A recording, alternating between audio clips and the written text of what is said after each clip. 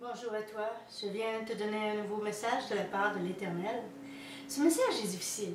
Il s'intitule « Pourquoi avoir honte de Jésus ?» Oui, pourquoi avoir honte de Jésus?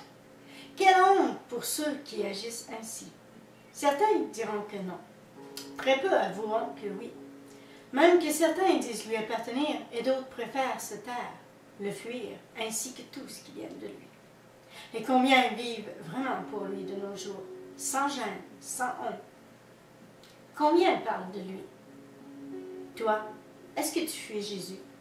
As-tu honte de lui, de recevoir de lui, de recevoir son amour, ses bénédictions, tout ce qui vient de lui?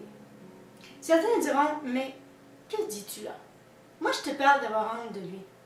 Et je pourrais inclure aussi ceux qui ont peur de recevoir de lui.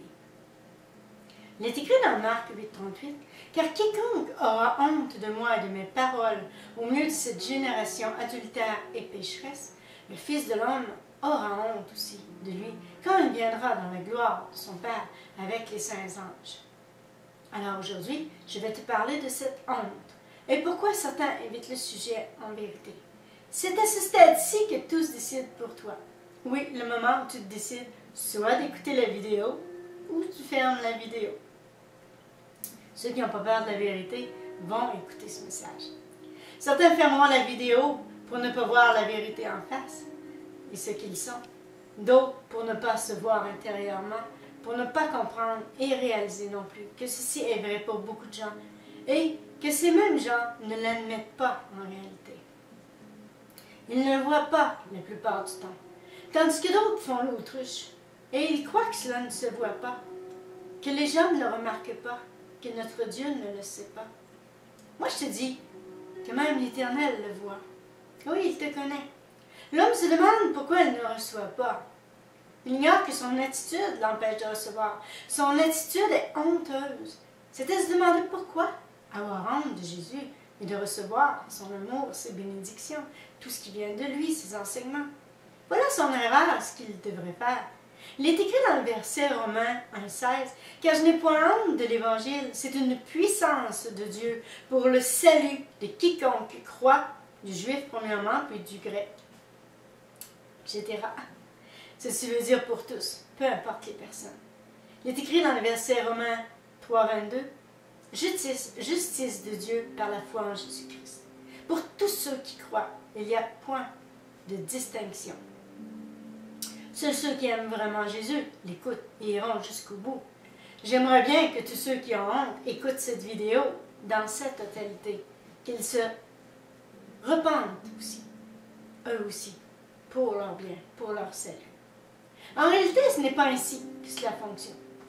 Il faut qu'ils se repentent et ils le veulent pour eux-mêmes, en vérité, pas parce que je leur dis. Il est écrit dans le verset Marc 6,11 « Et s'il y a quelque part des gens qui ne vous reçoivent pas et ne vous écoutent pas, retirez-vous de là, secouez la poussière de vos pieds, afin que cela leur serve de témoignage. » Et retiens aussi ce verset qui dit dans Matthieu 10,40 « Celui qui vous reçoit, me reçoit, celui qui me reçoit, reçoit aussi celui qui m'a envoyé. » Certains diront, pourquoi tu dis que les gens ont honte? Parce que les gens fuient, se cachent, ne reçoivent pas. Ils ont peur de discuter de tout ce qui vient d'en haut, de recevoir ce qui vient d'en haut, peur de s'approcher de Jésus. Ils sont réticents à recevoir ses enseignements, à vivre comme ils désirent. Ou lorsque Jésus est le sujet de discussion, ils se dispersent et se trouvent une excuse bidon pour disparaître, au lieu de recevoir, comprendre et mettre en pratique. Ils enverraient les fruits dans leur vie. Il est écrit dans le verset Romains 2,13 « Ce ne sont pas en effet ceux qui écoutent la loi qui sont justes devant Dieu, mais ce sont ceux qui la mettent en pratique qui seront justifiés. » Mais en réalité, cela ne sert à rien de discourir et de faire des querelles à ce sujet. On ne peut forcer personne, mais est-ce une raison suffisante pour se taire? Non. Nous ne savons pas qui rejettera ni qui recevra. Il est écrit dans le verset 2 Timothée 2,14 « Rappelle-toi ces choses en conjurant devant Dieu qu'on évite les disputes de mots qui ne servent qu'à la ruine de ceux qui écoutent. » Mais par contre, il t'écoute. S'il t'écoute, il est écrit dans le verset 1 Timothée 4,16 « Veille sur toi-même sur ton enseignement. Persévère dans ces choses, car en agissant ainsi, tu te sauveras toi-même et tu sauveras ceux qui t'écoutent. Oui, pourquoi refuser d'en parler? Pourquoi éviter le sujet? Pourquoi éviter ou fuir ceux qui désirent en parler? Il est écrit dans le verset Actes 26-29. Paul répondit, « Que ce soit bientôt ou que ce soit tard, plaise à Dieu que non seulement toi, mais encore tous ceux qui m'écoutent aujourd'hui, vous deveniez tels que je suis, à l'exception de ces liens. » Mais qui sont ceux qui écoutent en vérité? Il est écrit dans le verset Luc 8-21, « Mais il répondit, « Ma mère et mes frères, ce sont ceux qui écoutent la parole de Dieu, qui la mettent en pratique. » Bon, ça avance. Est-ce que tu reçois ce qui est écrit?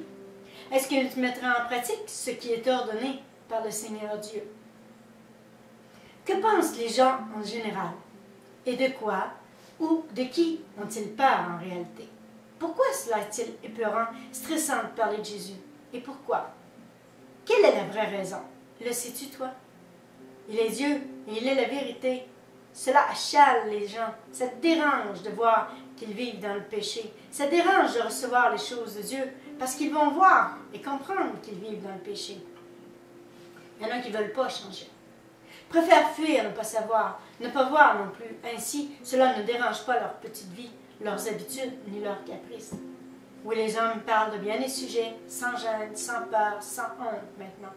Alors que certains sujets devraient être tabous, et de parler de Jésus est devenu un sujet tabou. Pourquoi? Même raison, moins ils en servent, plus ils sont à leur aise et ils sont heureux, semblent heureux. Ce qu'ils osent prétendre, mais sont-ils plus heureux, en paix et en santé? C'est avec Jésus qu'on trouve le bonheur et la santé, la paix aussi.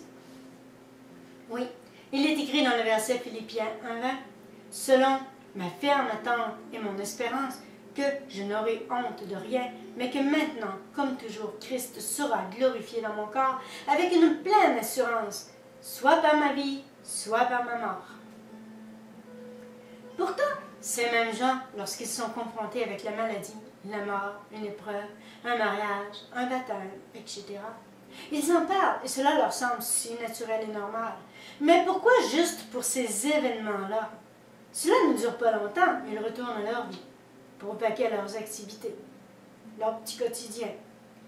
La normale de chaque jour, quoi. Sans porter attention au Seigneur, sans vivre pour lui, sans s'occuper de lui. Si quelqu'un est malade ou mourant, il crie au Seigneur, pour certains en tout cas. Oui, certains font l'effort de vivre spirituellement lorsque ceci est permis par l'Éternel pour les attirer à lui.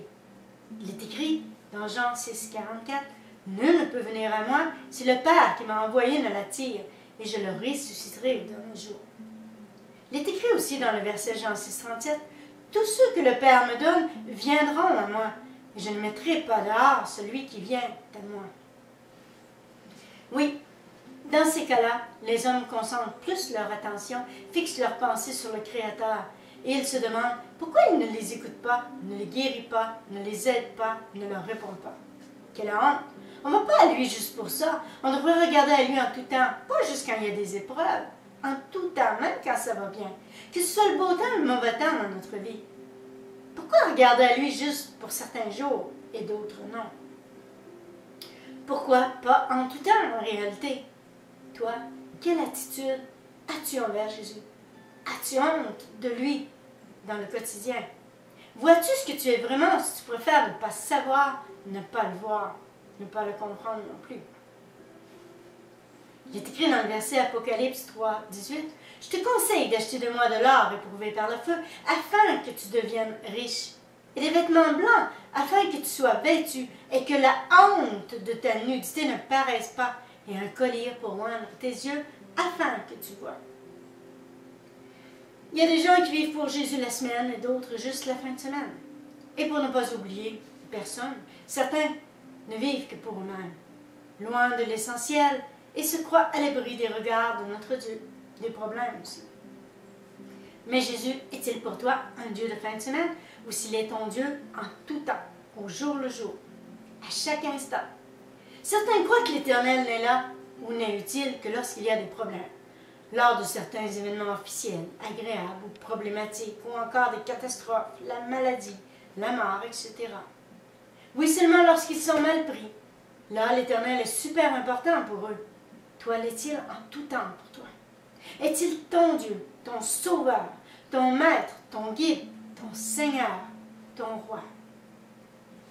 Car Jésus, il ne te laissera pas tomber pour en rien. Il sera toujours là pour toi et il n'aura pas honte de toi. Il est écrit dans le verset Hébreux 2:11, car celui qui sanctifie et ceux qui sont sanctifiés sont tous issus d'un seul. C'est pourquoi il n'a pas honte de les appeler ses frères. Jésus n'est pas là juste le dimanche, juste quand tu es mal pris, juste à Noël. Comprends-le, même les gens non-croyants agissent comme certains croyants de toute façon. Ils sont là à crier à lui, juste quand ils sont mal pris devant le Seigneur, alors que lui est toujours présent pour les regarder vivre. Jésus nous laisse savoir en tout temps qu'il est toujours là, avec nous tous. Il est écrit dans le verset Matthieu 28:20, « Et enseignez-leur à observer tout ce que je vous ai prescrit, et voici je suis avec vous tous les jours jusqu'à la fin du monde. » Il n'est pas sourd, non, il entend, il voit, il reçoit, il répond. Écoute bien ce verset maintenant. Il est écrit dans le verset Ésaïe 59:2, « Mais ce sont vos crimes qui mettent une séparation entre vous et votre Dieu. Ce sont vos péchés qui vous cachent sa face et l'empêchent de vous écouter. » Pas facile à entendre ce verset, non. Mais n'en demeure pas moins que c'est la vérité et la réalité, notre réalité. Ce sont les hommes qui l'abandonnent et le fuient. Ils ont honte pour la plupart, soit de parler de lui, de témoigner de son amour, même de ce qu'il fait pour certains, de recevoir, de partager, d'être en communion les uns les autres. Oui, les gens se fuient les uns les autres. Pas de danger qu'ils parleraient de lui pour en aider d'autres. Toi, es-tu prêt à faire cela? Oui, combien est-ce pour ne pas te déranger, ou parce qu'ils ne savent pas comment s'y prendre, ou ont peur d'être rejetés, critiqués? Toi, le fais-tu? Dans quelle catégorie es-tu? Sais-tu comment t'y prendre pour témoigner de Jésus? T'arrive-t-il de rire de ceux qui le font, de ceux qui cherchent à aider les autres? Te moques-tu des choses en haut, ou de Jésus lui-même? As-tu peur d'être rejeté, critiqué, persécuté, condamné injustement et ouvertement, devant tous, ou même ridiculisé? Si tel est le cas, je te rassure, le ridicule ne tue pas, de toute façon. Il est écrit dans Marc 13:13, « Vous serez haïs de tous à cause de mon nom. Celui qui persévérera jusqu'à la fin sera sauvé. » Alors, on a quand même des bonnes nouvelles de la part du Seigneur. Tous ces messages, tous ces versets sont là pour nous rassurer, nous aider à avancer. Toi, de quelle catégorie es-tu? Parles-tu de Jésus ou contre Jésus? Reçois-tu son amour si tu le condamnes comme plusieurs? Jésus est-il important pour toi ou s'il est ton ennemi? Sache que la fin d'un temps approche et il revient bientôt. Oui, il est écrit dans le verset Apocalypse 3:11, « Je viens bientôt. Retiens ce que tu as afin que personne ne te prenne ta couronne. » Oh, toi, seras-tu de ceux qui l'amènera avec lui? Feras-tu partie de son peuple? Car il faut que tu saches que ceci est vrai, bien réel. Il va revenir chercher son peuple. Oui, il revient bientôt. Seras-tu prêt et d'accord pour qu'il t'amène avec lui? Te laisseras-tu préparer ou si c'est tout le contraire et que tu ne sembles pas porter attention, ni pas t'intéresser du tout aux choses en haut, ni à Jésus? Si tel est le cas, écoute ce verset. Il est écrit dans le verset Matthieu 25:32, « Toutes les nations seront assemblées devant lui. Il séparera les uns d'avec les autres, comme le berger sépare les brebis d'avec les veaux. » Il est possible pour toi que cela change si tel est le cas, et que tu es indifférent à ce qu'il prépare pour tous ceux qui l'aiment. Je suis sur ton chemin aujourd'hui pour te parler de lui, de ce qui se passe vraiment dans le monde. Je suis son instrument, comme tant d'autres, pour te parler de lui, de son œuvre, mais à sa demande et pour ton bien. Il est écrit dans Matthieu 24:14, « Cette bonne nouvelle du royaume sera prêchée dans le monde entier pour servir de témoignage à toutes les nations. Alors viendra la fin. » Je veux te faire prendre conscience de ce qui se passe en toi ou dans ta vie, pour que tu vois et saches. Si tu veux de lui, si tu as honte de lui, peur de lui, que tu évites même de t'impliquer dans une conversation qui parle de lui, et qui concerne les choses d'en haut, concernant les enseignements inscrits dans la Bible. Certains disent lui appartenir, mais ne parlent de lui qu'entre frères et sœurs, frères et sœurs de Jésus. Il faut que d'autres entendent parler de lui. Alors il m'a mis des gens sur le chemin de plusieurs pour faire ce travail. Et j'en fais partie. Tu peux en faire partie. Moi, je suis très heureuse et fière de lui appartenir, de parler de lui. Et toi, qu'en est-il de ta position? Je suis d'accord avec lui pour te parler de lui, de son amour et de ses enseignements. Pourquoi je suis d'accord et fière de le servir? Parce que tu es important pour lui et que c'est mon devoir de t'en parler. Tu es son enfant. Il est même écrit dans le verset Matthieu 28, 19. Allez, faites de toutes les nations des disciples, les baptisant au nom du Père, du Fils et du Saint-Esprit. Ok, si tu es son enfant, ça va bien. Si tu ne l'es pas, tu peux le devenir. Pourquoi, à ton avis, a-t-il dit « faites des disciples » ? Pas pour qu'ils se parlent juste entre eux. C'est certain que c'est valorisant, enrichissant, bénissant, que cela les renforce.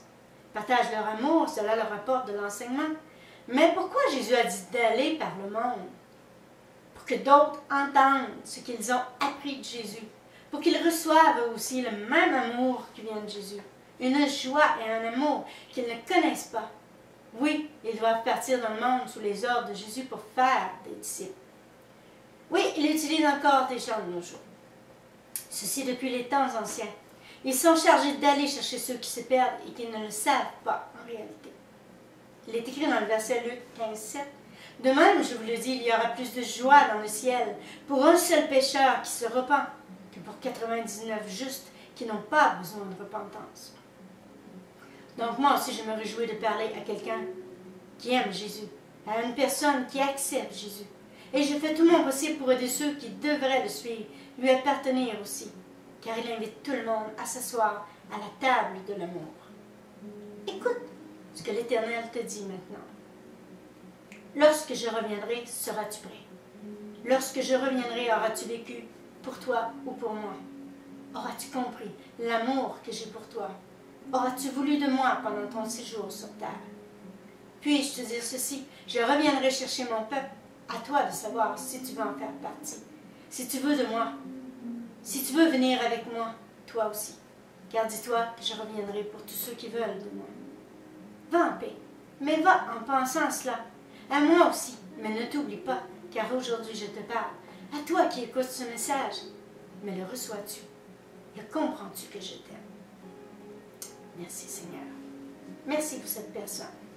Ouvre son cœur à ta volonté. Pas évident, je sais, mais rassurant et réconfortant pour ceux qui lui appartiennent déjà et qui veulent de lui.